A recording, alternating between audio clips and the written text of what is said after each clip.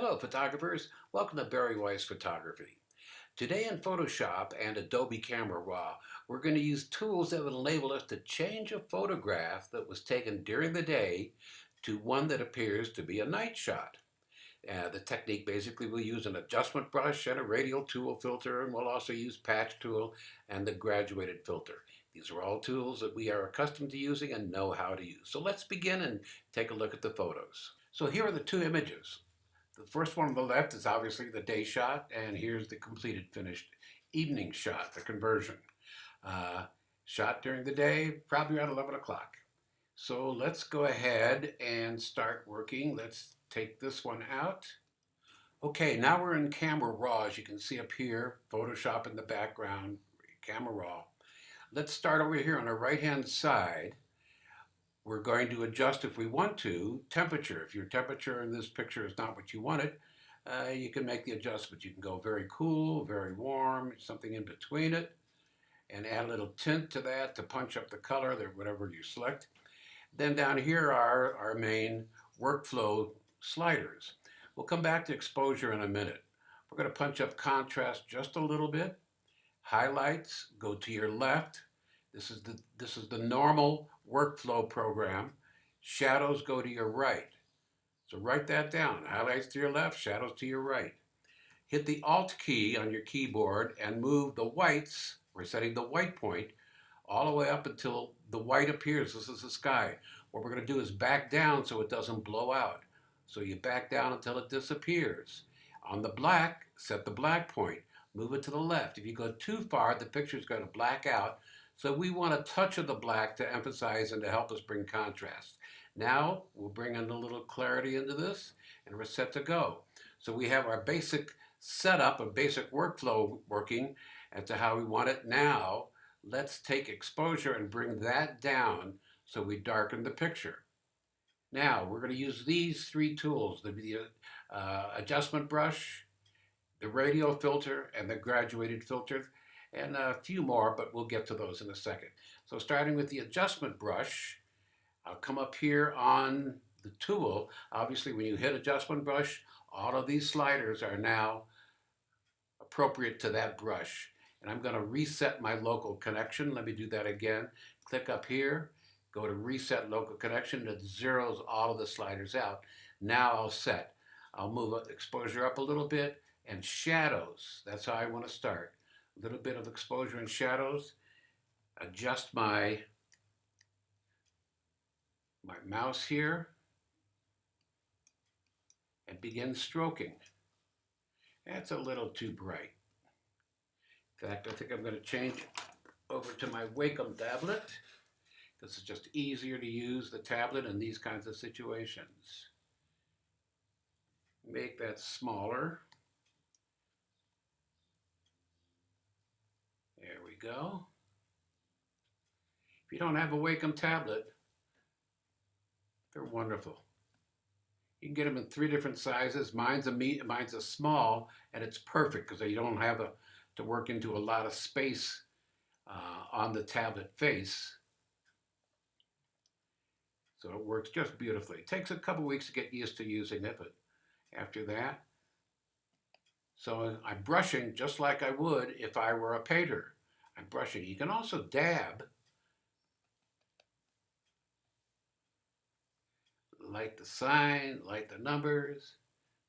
And we'll come back here and get the shadow areas in the doorways. There we go.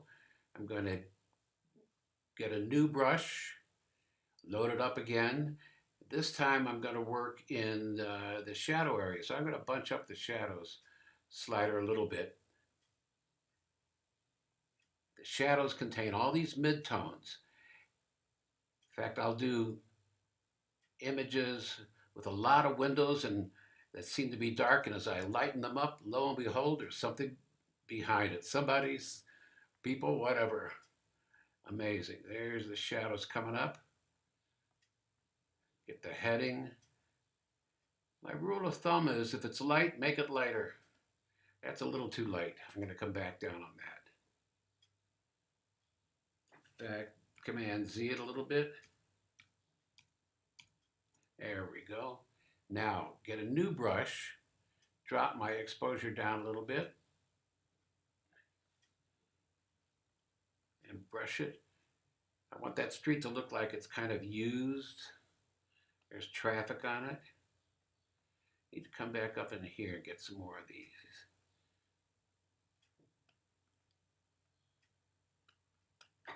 Okay. Now, go for a new brush. My shadows up here in the trees. Foliage and green items like this always respond well to shadows because the shadow slider brings up those tones in between, the midtones. So the trees respond very well to that. Okay, we got that. Now let's go over here to this tool, to the radial filter, and we're going to light the lights. Add a little exposure up here to brighten it up. Put your cross in the center of it, pull it down, and then to the side or up or whichever way you want to go. In this case, we'll do it about right like, no, I want to do it a little differently. We're going to make it small. Now I'm going to light the light, and I'll add a little yellow, so because of the sodium in that light, and we'll do the same thing to this one over here. Now we have lights lit. Let's go back to the brush. And we're going to brush the reflection of the light, the balancing of the light off of that. Come on down. Let's put some light in the bottom down here, and right there. Terrific. Now let's get the flags. Around the brush, I'll use my Command key and plus key. There we go. To enlarge that image, Command and the plus key to bring up the image. Exposure's up. We're on a new brush. So now we'll just start painting these flags in a little bit. If I wasn't in a demo, I'd take a little bit more time to be accurate with it so I wouldn't have the overflow light down in here.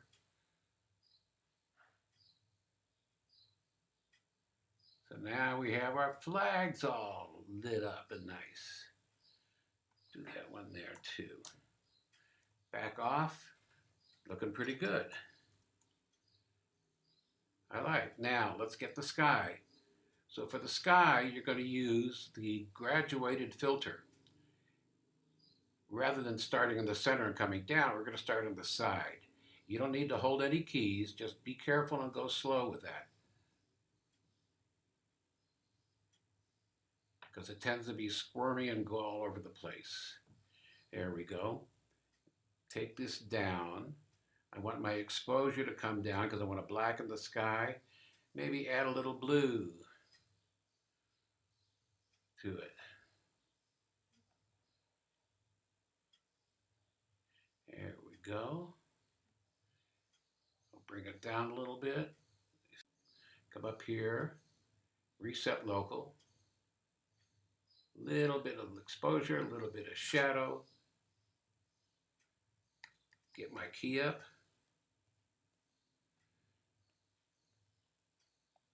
There we go, I like that. I'm going to do it once again with a new brush. And this time I'm going to, so it looks like light reflected out of through another item coming from the other side of the building. The baluster needs a little more work on it. That may be a little too much. There we go. Let's get that doorway. In fact, let's go new. Get that doorway, and that way. And let's add a little magenta to that color, as though there's some life going on, a little party or something, a little yellow, so we can begin to color those areas too.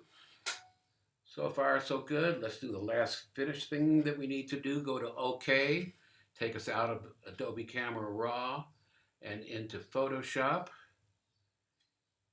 There it is.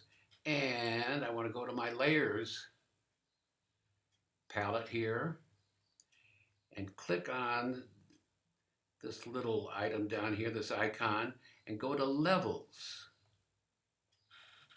Here's our levels. Move it over here. I'm going to move it to the right. So you've got black all the way in this side, middle tones, and brights. What I want to do is I use levels to add contrast. Okay?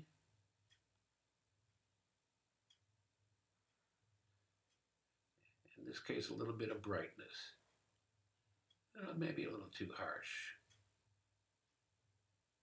There we go.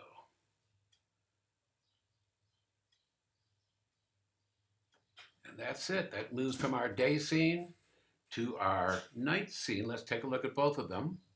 And here are the two images. Of course, the one we started with, and this is how we finished it. A very simple project, easy to convert these daylight shots with a lot of advantages taking daylight shots because you don't have the clutter of traffic in many cases. You're not out at 2 a.m. in the morning to shoot a night shot. And this way you're creating what you envision this to be in terms of light, color, reflections, just an atmosphere for this entire photograph. Well, I hope you've enjoyed this episode and this little demo on going from light to night. And if you would like to see more of my work and you're interested in what I do, go to my website at www.barryweissphoto.com. And whether you're new to photography and Photoshop, or you're an experienced shooter, if you'd be interested in studying with me on a private basis through Skype and desktop sharing, regardless of where you live in the world, we can work together to learn Photoshop and Lightroom and to create wonderful photography and beautiful art. For more information on how to begin private study or with me, or information on my other videos, you can email me at barryweissphoto@gmail.com, or you can go to YouTube and search there for my channel, and you'll see a number of videos that I've produced. And in the meantime, photographers, just keep on shooting.